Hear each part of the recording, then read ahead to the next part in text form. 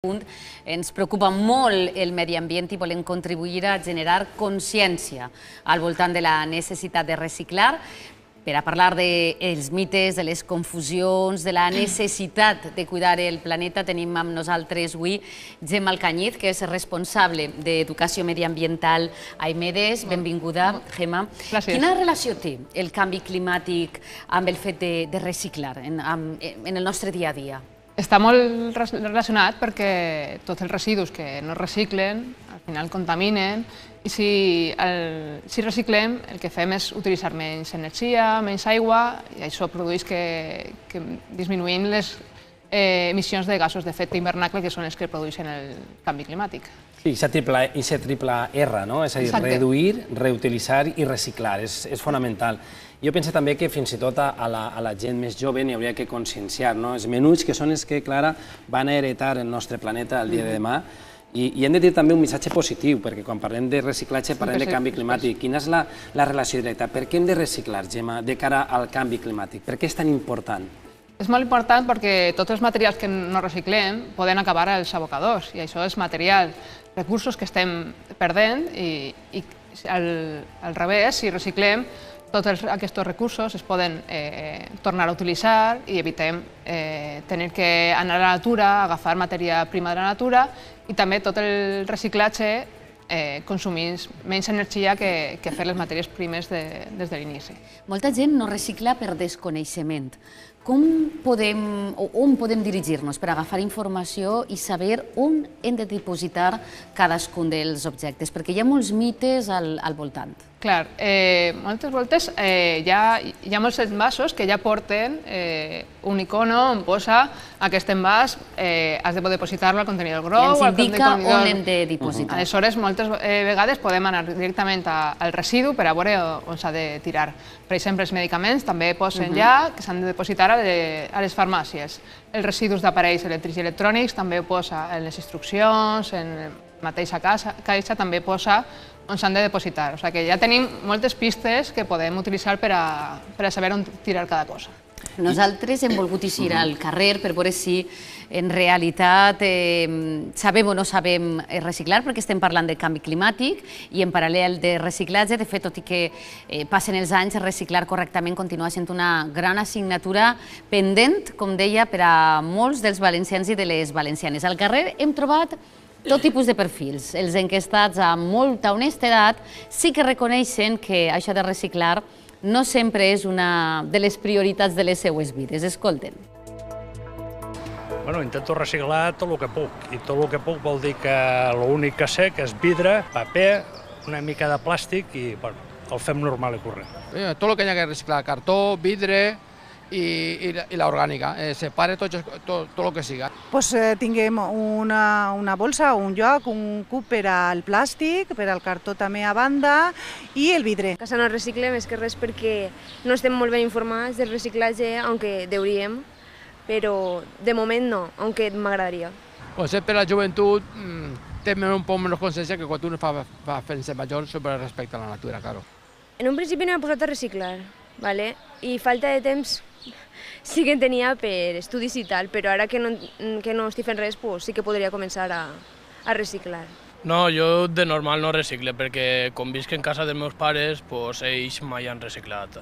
Sí, en ma casa sí que reciclem. Tan sols són no plegar un minut, i es baixar de casa, agafes la teva borsa, ho tires tot al seu lloc i ja està, és un minut, ja que tens tots els contenedors en tirereta. No recicle mai, perquè ho tiré tot al mateix contenidor ja. Sí, estic així mentalitzat, però aún no he agafat la costum de reciclar ni res. T'animaràs o...? Espero que sí, algun dia. A lo millor es comença demà i tot per tu, però... A mi em sembla que les errades que cometem són sempre les mateixes, per això jo quasi que li demanaria a Gemma Alcañiz que ens farà un curset exprés, Gemma, així en el matí a punt, per a veure si aprenem ja d'una vegada per totes, Maria, a reciclar. Així, de fet, tenim muntat un set que això apareix pitjor que una cuina d'un pis d'estudiants després d'un any de festa, no? Està prou ple. Veritat, i parlàvem d'això desconeixement que té la gent, que moltes vegades no sabem on aniria cada cosa. Així tenim més contenidors contenidors, i si tenim més productes, les deixalles, on aniria cadascun? El principal és fer-ho el més fàcil possible i que cadascú ho faci com puga i com millor li sembla i li siga per a la seva vida diària. Anem a començar. Comencem per els contenidors que tenim així. Per exemple, el verd, que té forma d'iglú, aniria el vidre, tots els pots de vidre anirien ahí. L'única cosa que n'hi ha que tindre una miqueta de cura és si el vidre porta un tap com aquest, que seria d'alumini, doncs el llevaríem i tiraríem el pot al contenidor de vidre. Tiraríem el pot ahí i la tapa groga. I la tapa al contenidor groc, que és el contenidor dels envasos. Perfecte, normalment ho tirem tot ahí i això... Clar. Un dubte que té molta gent amb el contenidor verd són els gots d'aigua. Els gots d'aigua o els cristalls en general no anirien al contenidor verd perquè només és per a coses que siguin envasos de vidre, els pots i totes aquestes coses que utilitzem a casa per a contindre els aliments. I per tant, on els tiraríem? Al contenidor normal del carrer, el que diguem el genèric, que no seria ningú d'aquestos. Correcte. Després passaríem al d'envasos, al groc, que és el que tirem més coses, més variats.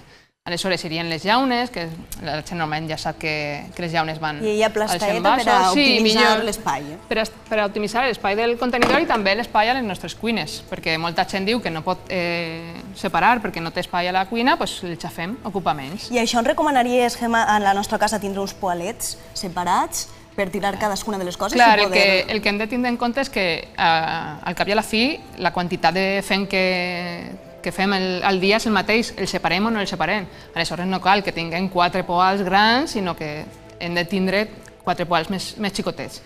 I hi ha coses com el paper que no fa falta que el tinguem a la cuina, si no tenim espai el podem tindre un altre... Al final, Gemma, és agafar una miqueta aquests hàbits i naturalitzar-ho, que no sigui un suplici cada vegada que hem de reciclar, sinó una cosa quotidiana. Una cosa que siga més fàcil per a nosaltres, sabent que estem contribuint a millorar el nostre medi ambient i que és molt important el fet de reciclar. I ara el blau.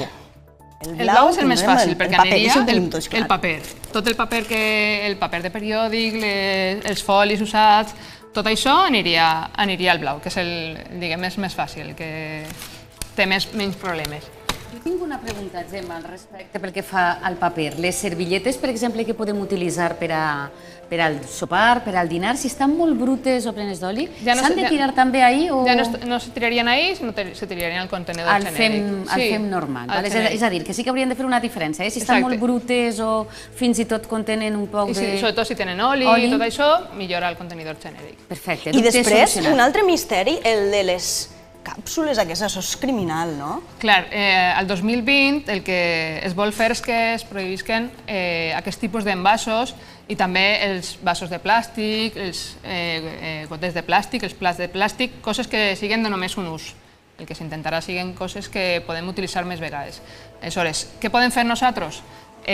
Informar-nos a la caixa de si la càpsula que anem a utilitzar és biodegradable i es pot tirar amb el fem orgànic, i això es reciclaria. Si no, n'hi ha marques que ja estan arreplegant les seues càpsules de forma separada per a reciclar-les. Però si no, els tiraríem en el contenidor normal. I així com podríem resumir aquesta visió didàctica per aprendre i per a conscienciar a la gent de la importància de reciclar? Que podem utilitzar. Als contenidors verd, groc i blau van els envasos. I tots els envasos porten un símbol, que és el punt verd, que és aquell símbol que pot ser verd o pot ser de qualsevol altre color. Aleshores, si tenim això, per a saber on va. El punt de verdet? És vidre? No. És paper? No. Siga el que siga, aniria al groc. Això és més fàcil perquè sabem perfectament el que és. I una pregunteta, Gemma, l'oli que utilitzem quan estem a la cuina, l'oli que ens sobra de refregir, les quereguilles que anem guardant-lo, on tenim que dipositar-lo, l'oli? N'hi ha llocs on s'arreplega de forma separada, o al ecoparc, ecomòbil, o punts que s'arreplega. Normalment s'arreplega en gotets en botelletes de plàstic perquè no es trenquen o els xoguets que tenim a casa que no utilitzem dels nostres fills, que amuntonem, que moltes vegades tenen mecanismes elèctrics dins o peces d'acer o de ferro. Clar, el que estaven dient abans, les 3 R's, de reduir, si el xoguet funciona, la millor idea seria donar-lo a algú que pugui continuar utilitzant-lo. I si no funciona, el portaríem a un ecoparc o un ecomòbil. Perfecte. Hi ha un quart contenidor, que seria el quint contenidor que està apareguent en alguns municipis, que és l'orgànic. que no tenen tots els municipis, però en aquest cas sí que el portem, el marró, que anirien tota la resta del menjar que tenim a casa, aniria a l'orgànic i amb això també recicla per a fer compost. I el paper al bal i tots els papers d'alumini? Com és un envàs, aniria al contenidor groc. Eixe, ahí.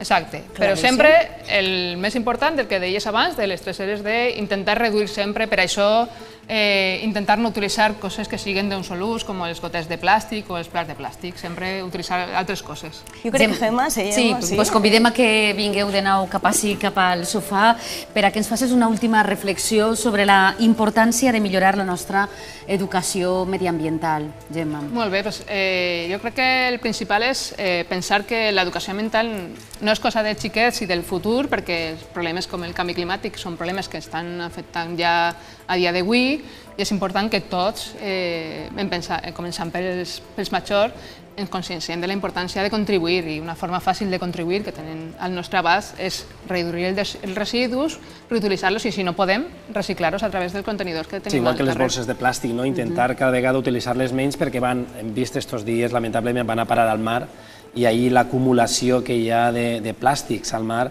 lamentablement també és un altre problema. Evitar en qualsevol mesura del possible. Les bosses de plàstic són un material que és fàcil de deixar d'utilitzar si portem les nostres bosses de casa i moltes vegades no ens fan falta. Agafar el carret, de vegades ara hauríem d'acostumar-nos. En moltes botigues les donen ja sistemàticament, però això ho van a prohibir i ja haurà que pagar. Abans que ens facin pagar per això, portar ja les nostres bosses de casa per a reduir. I sobretot donar exemple als nostres menuts, reciclant a casa i portant el carret quan anem a fer la compra o coses d'aquestes. Doncs moltíssimes gràcies, Gemma Alcañiz, per acompanyar-nos, per donar-nos aquestes pautes que ens ajudaran a reciclar i, en definitiva, a fer un món millor. Gràcies, un plaer. Gràcies. I amb estos consells per reciclar els hem de dir ja adeu. Acaba així el nostre temps del Matí a Punt per avui, però els esperem demà a les 11 amb molta més actualitat, molt més entreteniment i molta més diversió. Ara els deixem amb les notícies d'Apunt Mèdia. Nosaltres tornem demà. Que ho passen bé. Adeu.